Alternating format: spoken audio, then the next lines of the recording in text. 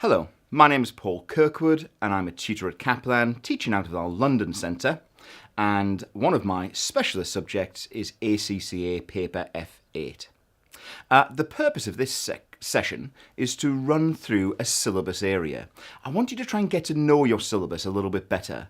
The syllabus area that I've chosen today is internal control. So let's run through our session objectives. First of all, I want to understand the key internal control syllabus areas that you will be faced with in your exam. Sometimes I just worry that students don't really fully understand all of the syllabus areas that they will be faced with or could be faced with in their examination.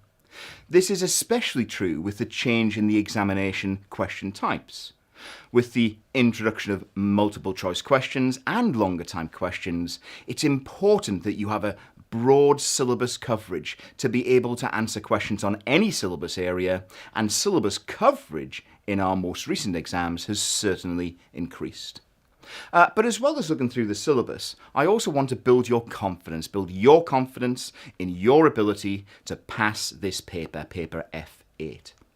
And finally, to do that, I'm going to look at some practical questions. I'm going to look at some multiple choice questions from the past 3 papers, that includes the specimen paper, and I'll also look at some longer time questions from June 2015. So why have I chosen this session? Well, for me as a tutor, a key frustration has been that many students don't actually pass this exam when they could and really should, certainly the first attempt.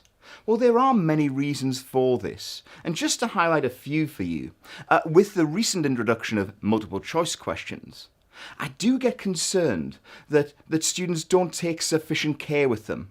I myself am guilty of that, so when I see a multiple choice question, then sometimes I just look at the first couple of possible answers, see one which I think is right, and then don't spend enough time reading through the others, and I make a silly mistake. As well as that, I think sometimes people take too long over the MCQs. If you've got 4 possible answers and you can't decide between 2 of them as to which is right and which is wrong, I've heard back from students' experiences that what they tend to do is sit there and almost become paralysed in the exam trying to work out which is correct. If you've just got 2 answers to choose from, just choose A or B. You've got a 50-50 chance and you would not be negatively marked. So don't take too long, especially in paper F8, where the absolute majority of questions will be narrative. And I struggle to think of many, if any, that will be computational in nature. When we think about the longer time questions, students as well sometimes misinterpret the question requirement. And that can be because they simply misread it and don't answer the specific question asked. For example, if a question said identify and explain, too often people simply identify issues rather than going on and explaining why that is a problem.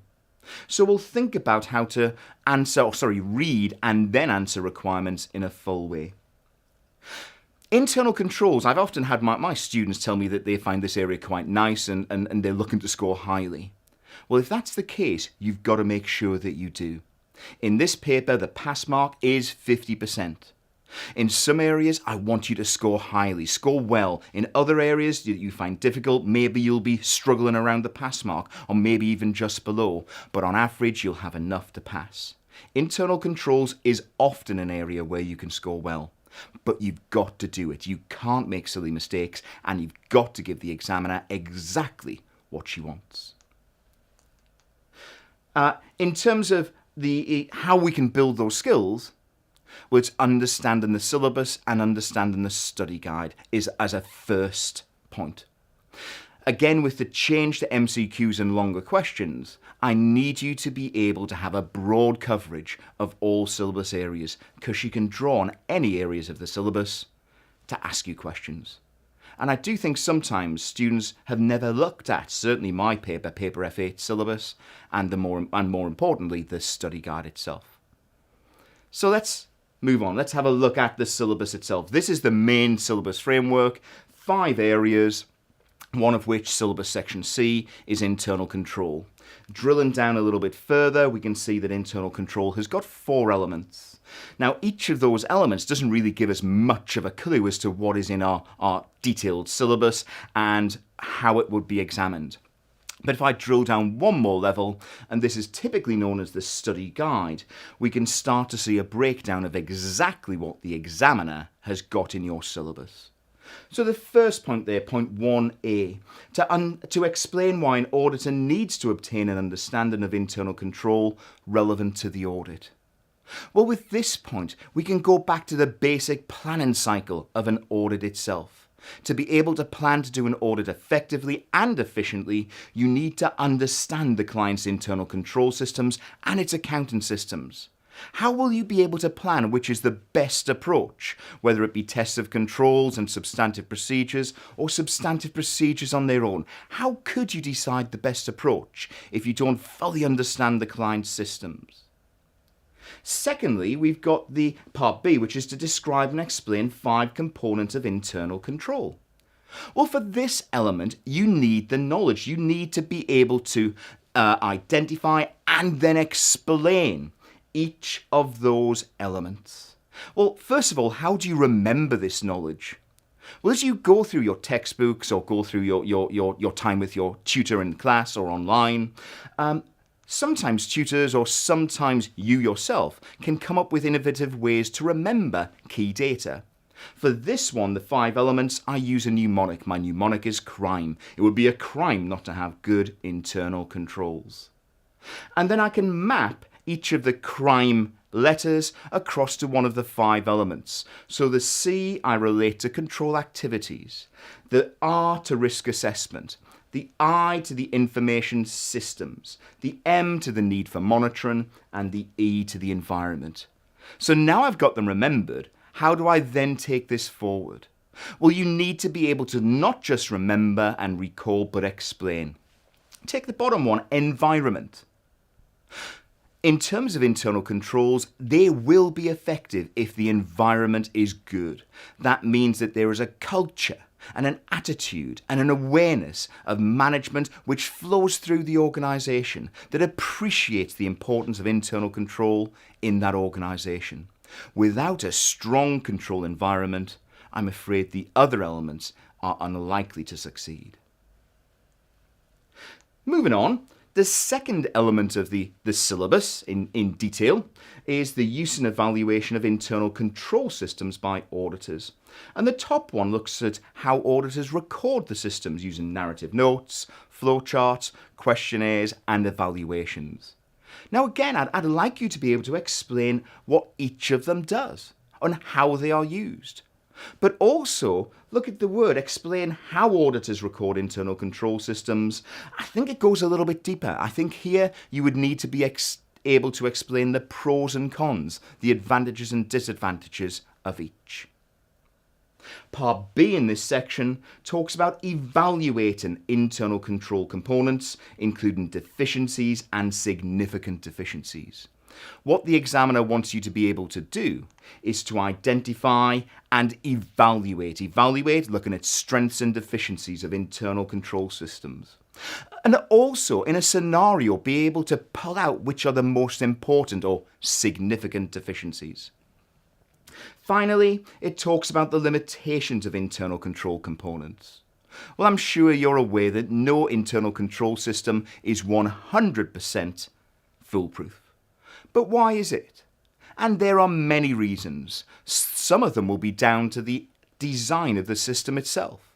Others are just inherent.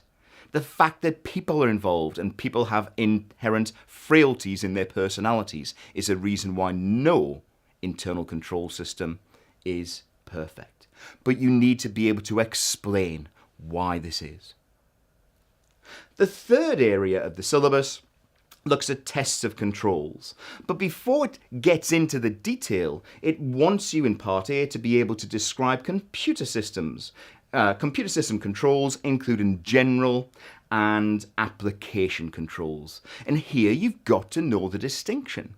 It's no good just having a simple awareness that there's things like passwords protection that could be used. There could be virus checks or backups or batch controls or check digit controls. You've got to be able to categorize them into either general or application.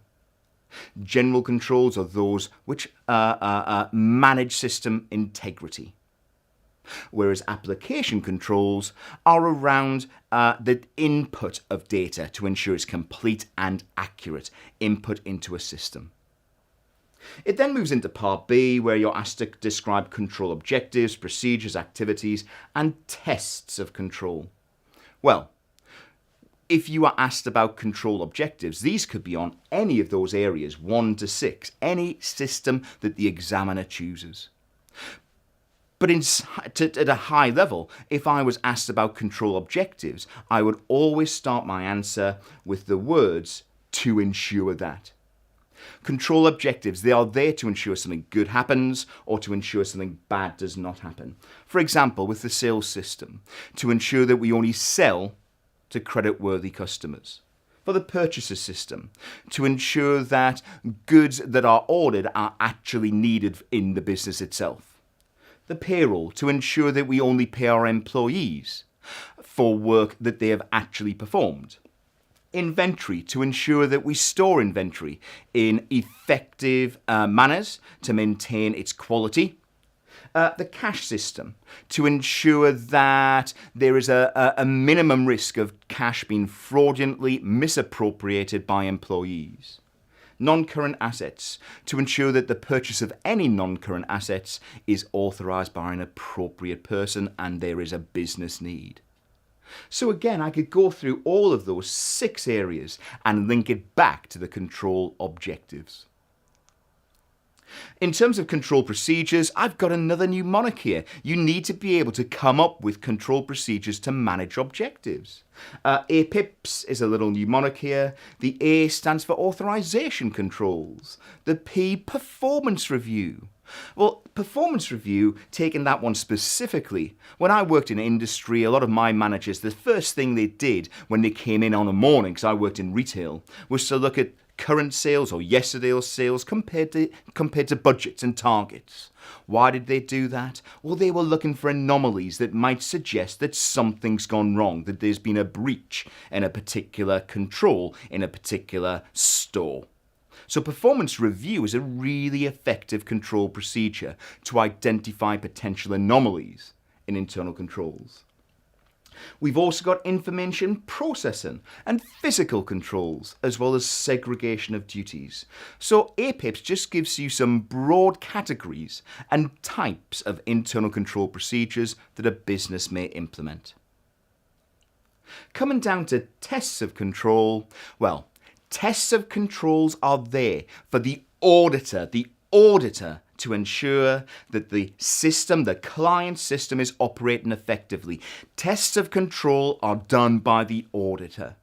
If you're asked to come up with tests of control, then I think of 2 words. There are others that describe the procedures of testing controls. But I think if you've got inspection and observation in your mind in a question which asks you for tests of control, you're pretty much halfway there to passing that question. But I'll see that later on when we look at a real past exam question. So that's section 3. And the final section, section 4, is about communication on internal control. Well, first of all, you need to understand how, when, who should report back deficiencies in internal control. Well, I'm sure you've all heard of the management letter. I think you need to understand the format and the contents of a typical management letter, as well as what goes into the appendix.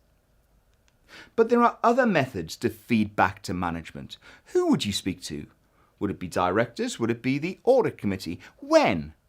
If you found a significant deficiency at the start of the audit, would you wait till the management letter to highlight that?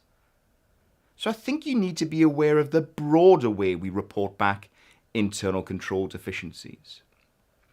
Part B of Section 4 talks about your need to be able to explain in a format suitable for inclusion in a management letter significant deficiencies and recommendations to overcome those deficiencies. Now that suggests, when I read that, two parts to an answer. But remember, your examiner may ask you for three elements: to identify and explain a deficiency, to explain the consequence, as well as giving a recommendation. Therefore, your answer may have 2 columns or 3 columns, depending on the requirement itself. Now, I hope that what we've seen there by running through the syllabus and the more detailed study guide is hopefully highlighting areas that you're confident with and areas where perhaps you need to build your knowledge. Internal control is not the most difficult area of the syllabus, but it's one where you really need a sound understanding and a sound knowledge on which to base your answers to your question set by the examiner. Well, let's move on. I want to move on now to try and build confidence even more, thinking of what we've just covered in the study guide, to look at some practical answering of internal control questions. I'm going to look at 2 types. We're going to look at some MCQs and we're going to look at some longer questions. We're going to look at 6 multiple choice questions, 2 from each of the specimen paper, the December 14 paper and June 15 paper. We'll then look at 2 long questions from June 2015. So with that, hopefully we'll be able to look at some basic exam technique as well as applying our knowledge to the questions. So let's start with the specimen paper. This was question 4 in the specimen paper. Application controls are manual or automated procedures that operate over accounting applications to ensure that all transactions are complete and accurate. Well, which 2 of the following are application controls? Well, here it links straight back into the syllabus and study guide, as I'm sure you can see. But here you need to understand the different categories of control. Well, password protection is the perfect example of a general control. So that is definitely not right. Batch controls are the perfect example of an application control. If you're struggling to remember what batch controls are, as you can see by the picture there of a calculator with a till roll, I always wanted a calculator with a till roll. I thought only the best accountants would own one of those.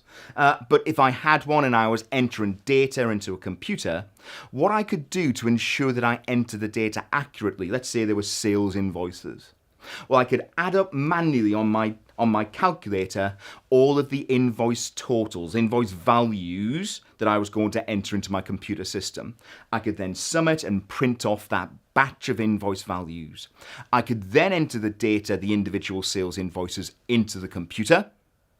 But before I process that data into the computer, I could check that the totals of my manual are adding up and what I've entered into the computer system itself agree. That's called a batch control. It can be manually done, or sometimes computer systems themselves do an automated batch control. Well, with that in mind, I can actually discount, can't I, answers A and B? Well, I can actually get to the right answer simply by considering points 1 and 2, because the answers must be D. Because for A, 1 and 4, well, 1's wrong. Answer B, 3 and 4, well, no, I know 2's right. C, 1 and 2, well, no, 1 isn't right. So the answer must be D.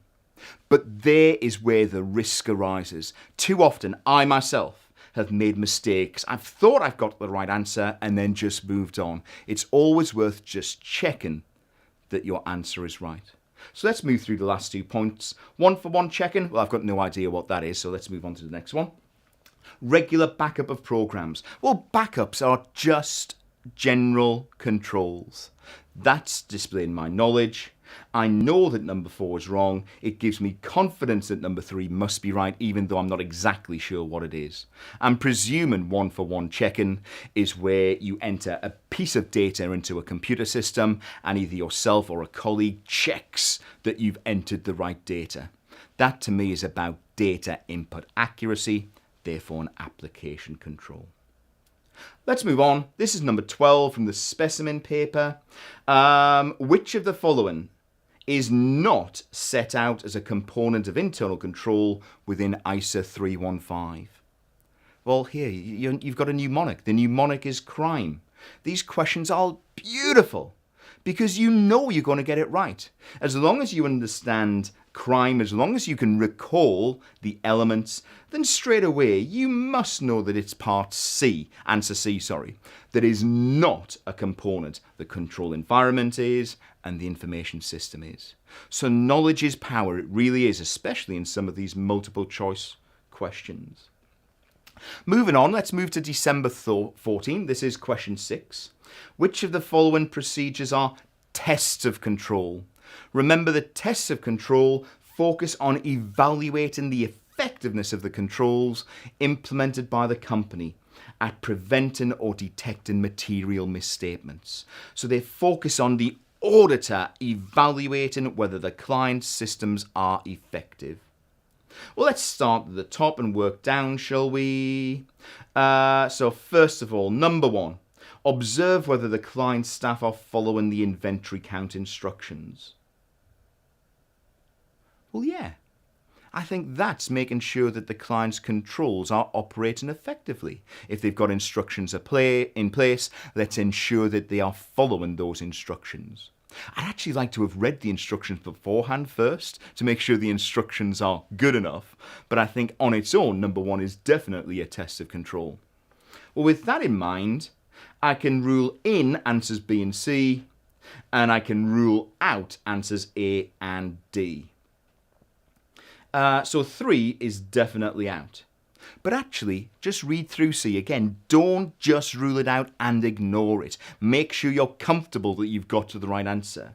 Obtain a sample of the last goods received notes and goods dispatch notes and follow through to inclusion in the correct accounting period is the perfect description of a cut-off test. And a cut-off test is a substantive procedure, testing the assertion of cut-off. Well, now I'm left with 2 and 4. Let's start with 2 maybe. Review inventory present in the warehouse for evidence of damage or obsolescence. Well, if I'm looking for evidence of damage and obsolescence, that's going to impact potentially the value of the goods. Valuation, very much look at an assertion, so a substantive procedure.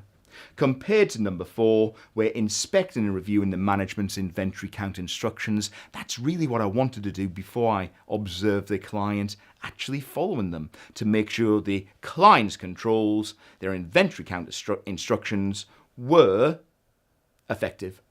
So it's got to be 1 and 4. It's got to be answer B. Moving on, this is again from December 14. Now, I think this is a tough question. Why do I think it's tough? Because we have set, as a tutor, I've set this question several times in class and got the answers into mark from my students, and they get this wrong quite frequently. Remember with MCQs, don't expect to walk into this exam and be getting 10 or 11 or 12 out of 12. The multiple choice questions are not easy. Don't expect to be scoring 90 or 100%. You score 60, 70, 80% in your multiple choice question. You're doing fabulously well. Remember the pass mark is 50%. Don't get downhearted if you're scoring in the 50s and 60s. That's a pass. You then need to follow that up with a strong written section and you will pass. So let's look at this question now. Which of the following is a disadvantage of recording accounting and control systems using internal control questionnaires? Internal control questionnaires, lists of questions which the client can answer very easily. Have they got a control in place? They would answer yes. Have they not got that control in place? Answer no. Well, if it's long lists of questions, long list of questions relating to controls that the client may or may not have, then yeah, I think those questionnaires would have a large number of irrelevant controls. That is a disadvantage. There's lots of things that aren't present. What about B? It can be difficult to identify missing controls. Well, frankly, no. To identify controls, all you've got to do as an auditor is look at the responses. Yeses show a control is present, no shows a control isn't present. So I would say it's easy to identify missing controls. Just look for the no's. What about C? They are time consuming to complete. Well, you know what? I thought yes. Originally, my gut reaction was yes, they are time consuming to complete. Why? Well, because there's long lists of questions, some of which are irrelevant. So I do think they can be time consuming. So what do I do now? I've got A and C. Obviously, just guess. But no, we don't have to guess. Maybe stand back for a second, think for 30 seconds, see if you can rule out one of the answers, and then move on. Well, here, when I thought again about part C, well, if we didn't do internal control questionnaires, we may well have to observe processes, write narrative notes, construct flowcharts. And actually, I think that would be far more time consuming than a questionnaire. So then I changed my mind.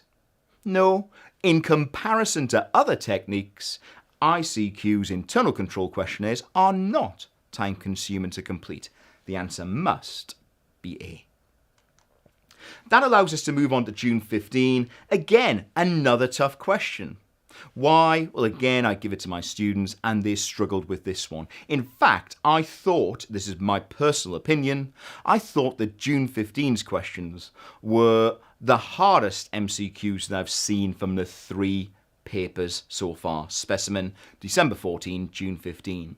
However, a well-prepared candidate should have been comfortably capable of scoring a solid pass mark.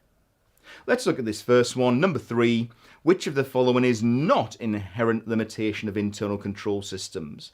And I think the wording just threw people, inherent limitation. Well, inherent, it's there. It's got nothing to do with the controls themselves. There's just an inherent limitation to control systems in their own right. Well, part A, insufficient segregation of duties. Well, I think that is a problem. But I think that is a problem related to the controls themselves. The control procedures implemented by the client have not segregated duties enough. Remember, the question asks for which of the following is not an inherent limitation. Well, I actually think part A is not an inherent limitation. So A must be the answer. But looking down to B and C, make sure you get it right. Well, the idea that employees may collude together to commit a fraud, or the risk or possibility that humans make errors in their work, well, you can't really legislate against removing that in its entirety. You can't remove the risk of human error. You can't remove the risk of collusion by humans. So which are just there? Which are inherent? B and C. Part A is not inherent because we can design the system to remove the segregation of duty issue. Finally, number 12. When this came out, myself and my other F8 tutors in London, we had a right go at this one. We came up with different ideas. We struggled. We eventually got to what we thought was the right answer, and then when we saw the examiner's comments, your examiner actually put this one in her examiner's commentary, so we knew we had the right answer. But I think this is tough. Which 2 of the following controls of a sales system ensures that all goods dispatched are completely and accurately invoiced? Well, let's start at the top. Goods dispatch notes are matched to sales invoices. So we're looking for goods that have been completely and accurately invoiced following dispatch. Well, if goods dispatched are matched to sales invoices, that seems right. By matching goods dispatched notes to their corresponding invoices, then you will be proven that all goods have been completely and accurately dispatched. So I think number 1's right. So immediately, if I've got no other idea, I can simply do a 50-50 guess between A and D. Let's look down. Well, in that case, I know that number 3's wrong, but let's just deal with them in order. Sales invoices are sequentially numbered. Sales invoices are sequentially numbered. How does that relate to goods being dispatched? I can't see any link at all. So I'm assuming that's wrong. It can't be right. Number 3, well, I know it's wrong, because A or D must be the right answers. But sales invoices match to customer orders. Again, where's the link to goods dispatched? So I'd rule out number 3. My problem was number 4. Even today, I struggle a bit to answer this. Why would a regular review of unfulfilled orders ensure that goods dispatched are complete and accurately invoiced? There still seems to be a bit of a disconnect. If I stand back and think, I can argue the right answer would be that if goods haven't been fulfilled, then it may be because the order is still outstanding on the system. It may be that goods have been dispatched, but they haven't yet been invoiced. So regularly reviewing unfulfilled orders could help ensure that we've got complete and accurate invoicing of goods dispatched.